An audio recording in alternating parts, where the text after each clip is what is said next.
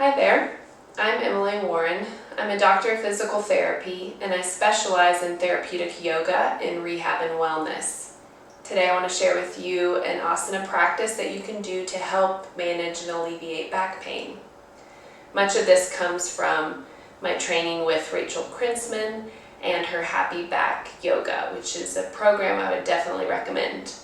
What you'll need is a mat, a block or two, and a yoga strap, or it could be a dog leash or a belt.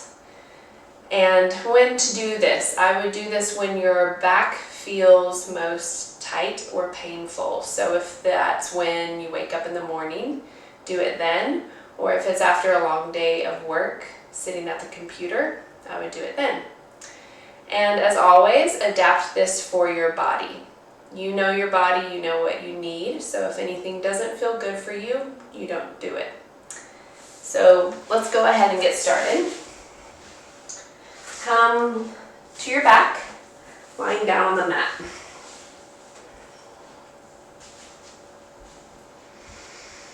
And relax, take a few deep breaths here before you get going. And then take your arms up overhead. And breathe. So you're stretching from your fingers to your heels, just growing long. I would do 3 deep breaths here, just growing long. And then you're relaxing. Relax your arms down. And then on the next exhale, what I want you to do is pump your ankles up and down. And you'll notice how this massages the back side of your body. And if you really relax your neck and head, it'll move your head up and down too. And then relax on your inhale. And then on your exhale, go again. Relaxing your head and neck. Good. Inhale and then exhale again. Letting that massage your back. Good. And relax. Then you're going to bring your knees into your chest. And if you can, interlace your fingers, or you can even grab your elbows. I want you to have a soft belly and relax. Imagine you're deepening your groins, really just pulling your legs in and relaxing. And then you're going to rock from side to side. I'm not going all the way over on my side, I'm just massaging my back muscles.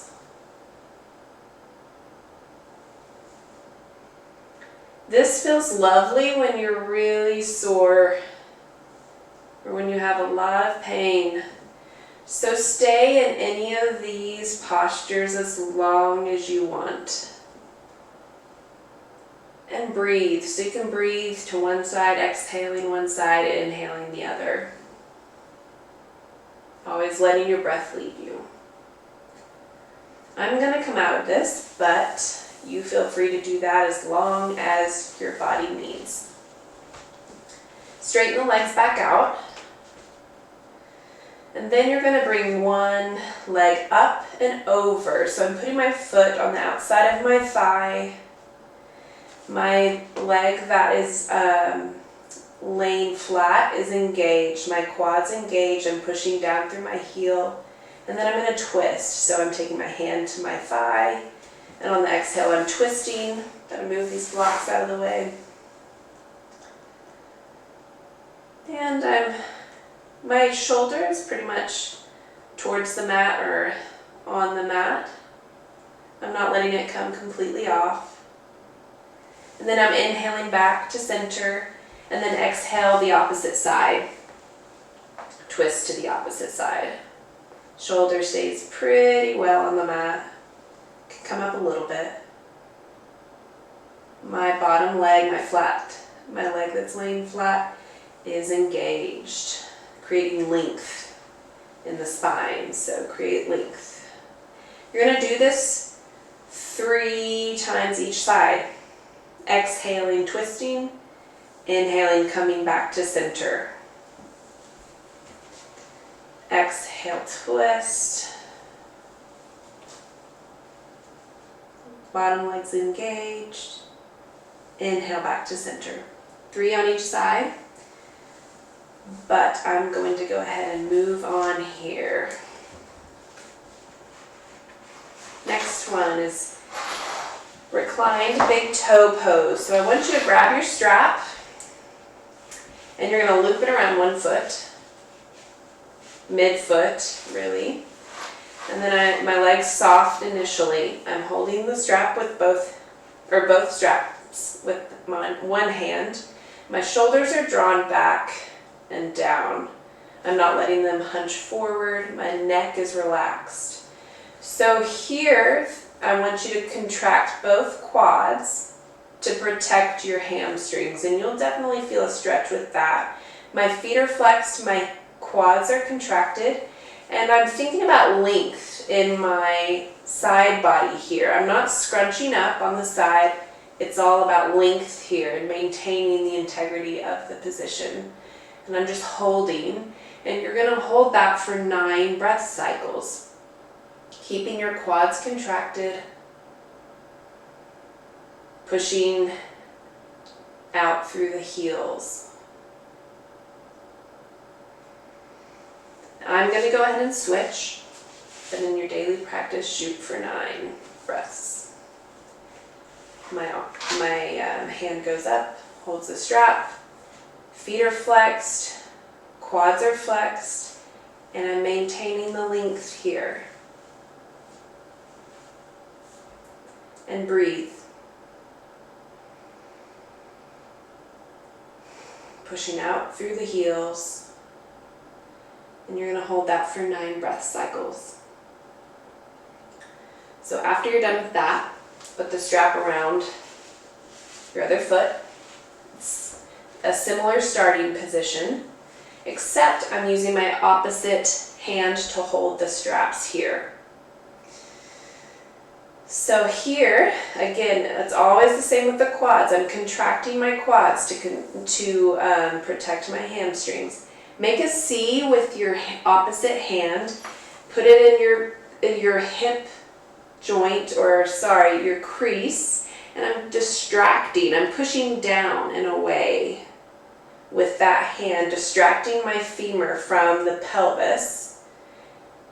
And then I'm going to bring my foot over to the side, like towards my opposite shoulder, and hold and breathe. And you'll definitely feel that in the outside of your thigh.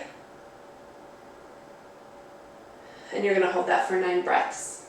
And my legs are engaged, quads are contracted, feet flexed. So I'm going to come out of that. And going ahead to switch sides. Opposite hand to the strap. Quads fire. Shoulders back and down. Make a C with your hand and distract the femur away from the pelvis.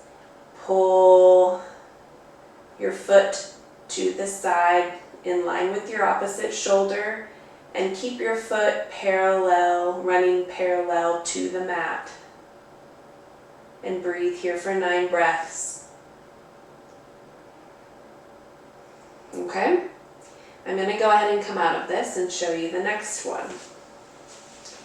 Put the strap on the opposite foot it was on, and the strap goes to the same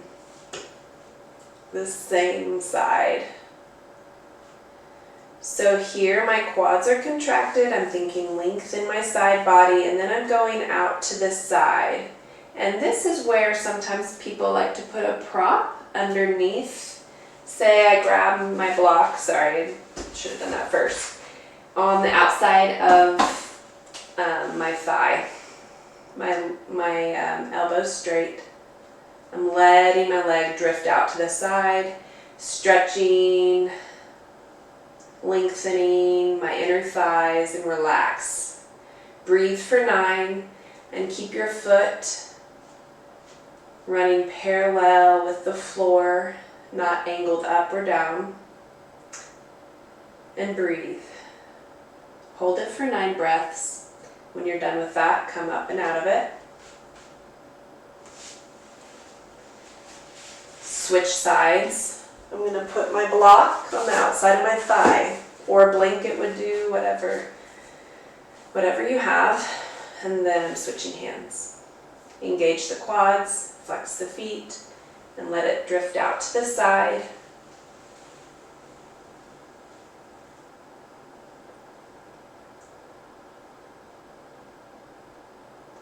And I'm holding it for 9 breaths. My leg that's laying down on the mat is engaged. My quad's engaged there as well as this one. So come up and out of that one.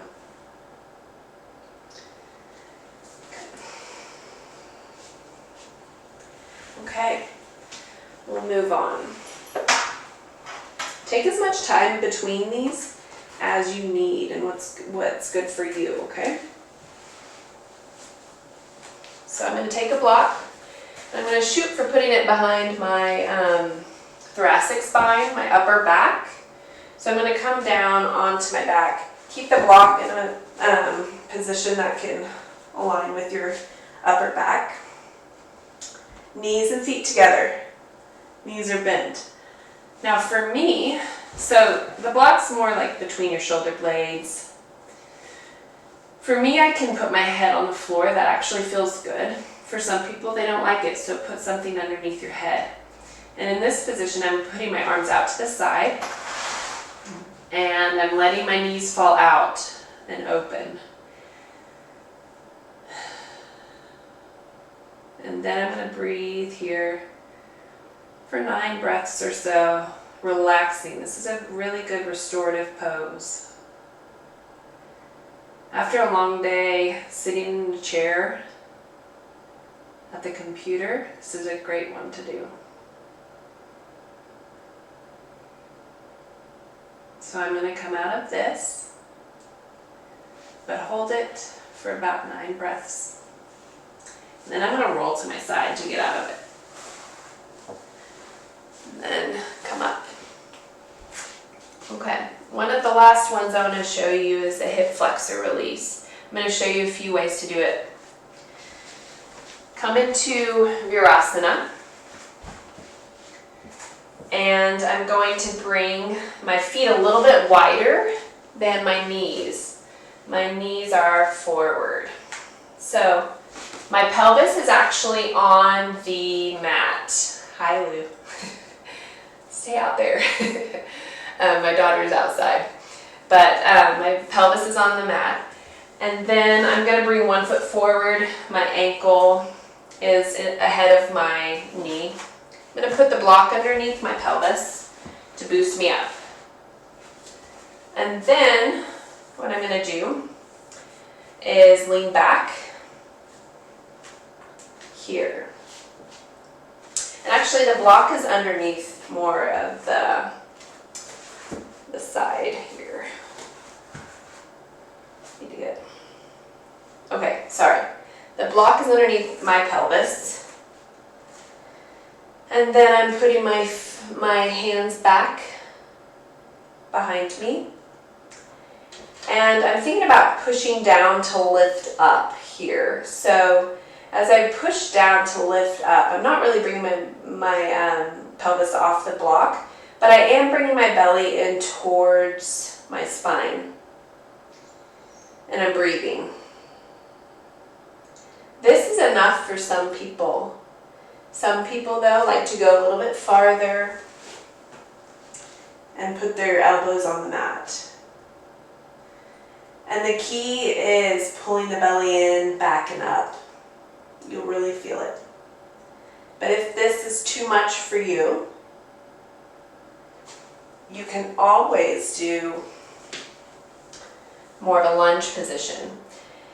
So I'm going to go ahead and switch to my opposite side and show you the modification here. Take 2 blocks, put it kind of like in line with put the blocks in line with your shoulders. I'm getting into a lunge position, knees down in the back. And then I want my ankle in the front to always be a little bit forward, more forward than my knee. Not letting my knee come over my ankle or beyond my toes. So here, you can put your hands on the blocks, sit and stand tall. And then I'm just leaning into it a little bit. There should be no pain, just a discomfort feeling of like a good stretch. I'm tall here, and I'm breathing, and I'm lifting my belly in, back, and up, and you'll really feel it there for your hip flexor. And after you hold that for about 9 breaths, if you can, you do however long feels good for you. You can come out of it and do child's pose. So feet together, knees apart a little bit, or they can be completely together. It's whatever feels good for you. Hands, walk them forward. And forward, or forehead to mat, not to knees.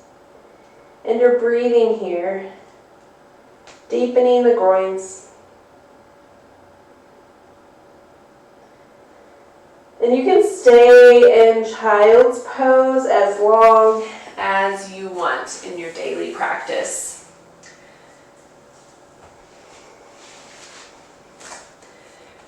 But I do hope this helped you and gave you some good ideas and resources for taking steps forward in your journey with back pain. So I hope this helps. Thanks for joining.